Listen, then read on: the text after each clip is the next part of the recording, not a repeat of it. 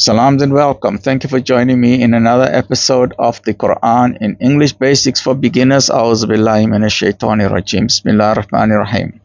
Surah Al-Mu'minun, the Believers, Surah 23, verse number 80. It is He who gives life and death, and to Him is due the alternation of night and day. Will you not then understand? So the minute we see that the night and the day are changing, you have night followed by day, day followed by night, and this is in precision. You can measure your calendar according to that.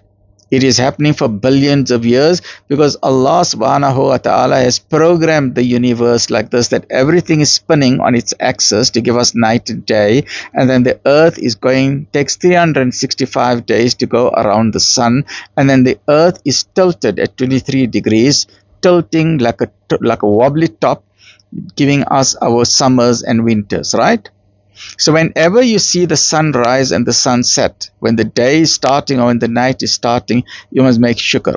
And the day and night are evidence that God exists. It is proof that there is a supreme creator in control of everything. So if you want proof of God, the proof of God is in front of your eyes. Because what if the day decides, what if the planet Earth decides, today I don't want to spin anymore? If that happens, there will be chaos, because one side of the planet will be boiling hot facing the sun, and the other side will be in total darkness and ice cold. The planet will be uninhabitable. There will be no life on the planet Earth if it did not spin. So the very fact that it is spinning like a top, 24 hours every day, it is spinning zzz, like a top. It is evidence that God exists. Will you not understand? On the contrary, they say things similar to what the ancients said, what the olden times said. They say, what? When we die and become dust and bones, could we really be raised up again? And the answer is yes, absolutely guaranteed you will be raised up. Whether you're buried in the ground, or whether you're cremated, or whether you fall down in a volcano and you're burned to ashes, or you fall down in the deepest part of the ocean in the Mariana Trench, 11 kilometers deep down into the ocean, or if your body is frozen and you want to go through cryopreservation with minus 270 degrees liquid nitrogen, and you're shot out into outer space further than Mars and Pluto, and gone through to the nearest Andromeda galaxy and beyond that, even though Andromeda galaxy is 2.5 million light years away. No matter where you go in the universe, the entire universe belongs to God. It belongs to Allah subhanahu wa ta'ala. He will bring you back on the planet Earth, and you will rise from your graves just as you were when you were alive.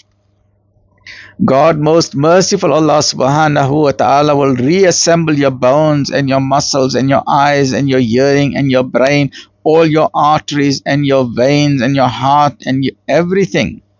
All 30 trillion biological cells will be reassembled with the mitochondria and the ribosomes and the messenger RNA and the DNA, with the 6 billion base codes, 3 from the mother and 3 billion from the father, and your 46 chromosomes. Everything will be reassembled again, together with your 100 billion brain cells, with trillions of interconnected dendritic connections that were formed through neuroplasticity and pathways in your brain that gave you memory, so that your memory will be restored 100%. Even if you died from Alzheimer's or dementia, even your fingerprints will be restored exactly.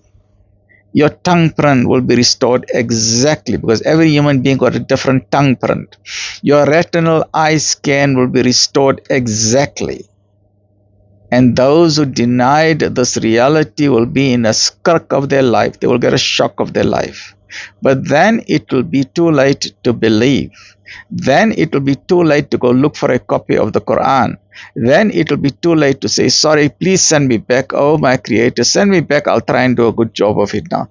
We only get one chance in life. Don't listen to the arrogant people who want to control the world and who have made this world their paradise. Let them enjoy this world's paradise.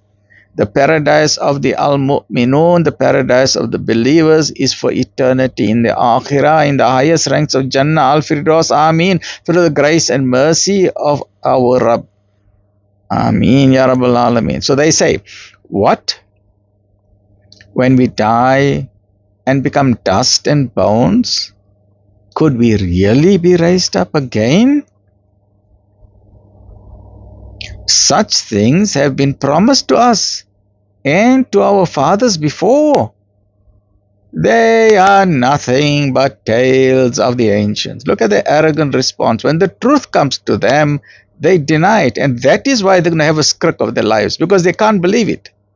So when they die and then when they are brought back to life and then they are seeing they are standing in front of God, they are standing in front of the supreme creator of the heavens and the earth, and they are seeing hell and they are seeing the punishment, they're going to have a shock of their lives. And everyone will run away from everyone. There's be no celebrity lawyers to help you, because some of the celebrity lawyers themselves are the biggest crooks. So everybody will be running away. They will see all the crimes that they have done. Then it will be helter-skelter. But where are they going to run? Because the king of the day of judgment, the master of the day of judgment, is Allah, the supreme creator of the heavens and the earth. And everybody is going to stand in front of him. Nobody can escape, and that's a guarantee. Even the atheists will be there. Say, Qul, to whom belong the earth and all beings therein? Say if you know. So we as Muslims, we say the earth belongs to Allah. Allah is the owner of the earth and all beings therein. All human beings belong to Allah. America belongs to Allah. Russia belongs to Allah. China belongs to Allah. South Africa belongs to Allah. The 52 countries on the African continent belong to Allah. All the countries in the world, 200 and plus countries in the world, all belong to Allah. All the 7 continents belong to Allah. North America belongs to Allah. South America belongs to Allah. Africa belongs to Allah. Australia belongs to Allah. New Zealand belongs to Allah. Britain, Ireland, Scotland, Wales all belong to Allah. Greenland belongs to Allah. The Asia belongs to Allah. The Near East and the Far East belong to Allah. And the whole Middle East area all belong to Allah. The elephants belong to Allah. The giraffes belong to Allah. The lions belong to Allah. Everything, the mountains and the rivers and the lakes and the fish and the birds and the bees and the ants and the hippopotamus and the rhinos and the leopards and the cheetahs and the eagles and the vultures and the falcons. Everything known and unknown belong to him, and he is the owner of everything because he has created everything. So we as human beings are simply trustees. That's why we cannot pollute the rivers. The rivers don't belong to us, they belong to the creator. The oceans, we must not pollute it. They don't belong to us, they belong to the creator. We must treat with kindness everybody, even the animals. Treat them with kindness. They don't belong to us, they belong to the creator. So even if you have a horse who you think belongs to you, don't ill-treat that horse, or don't ill-treat that dog, or don't ill-treat that cat, and don't ill-treat that bird, and don't ill-treat your environment. Don't pollute the environment. Don't throw rubbish out of your car window after you finish eat your steaks and chips or your Kentucky Fried Chicken or whatever it is. As a belief, man, sir. We must have respect and love for our beautiful country, South Africa. We must stop throwing rubbish everywhere. Throw everything in the dustbin, because everything belongs to the Creator. We must learn to be outstanding human beings and outstanding citizens of the country. Don't ask what your government can do for you. Ask what can you do for your government, as what J.F. Kennedy reminded us with his outstanding speech. Don't just wait for government handouts. Do something. Make this a beautiful place, because when you're standing in front of God most merciful, He is going to judge you. In what way have you looked after the planet? Have you looked after the animals? Have you been concerned about the poor and the widows and the orphans and the homeless people and those in need and those in debt? Or have you been living a selfish life? Have you been a criminal robbing other people? Have you been a nation that has got colonial and imperial and expansionist policies? For what? It does not belong to you, it belongs to God. The diamonds belong to Him, the oil belongs to Him, the gas belongs to Him, everything belongs to Him. You are simply a trustee to use the natural resources for the benefits of all the citizens, not to enrich yourself while you're sitting in Parliament or in Congress, because that is a selfish existence. And if you are enriching yourself while the people are suffering, God is going to hold you to account for that on the day of judgment, which nobody can escape. Asseblief, mense. Cool. Say, to whom belong the earth and all beings therein? Say if you know. It belongs to God. It belongs to Allah. It belongs to the Supreme Creator. We are simply trustees or custodians. Everything returns to Him. Inna lillahi wa inna ilayhi raji'un. The entire universe started off with a big bang.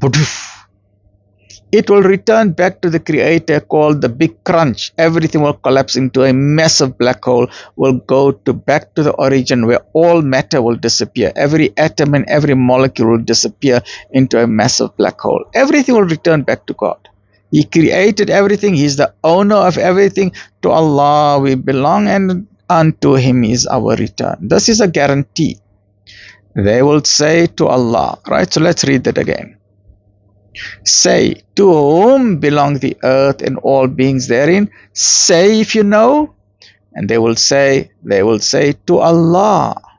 Say, yet will you not receive admonition?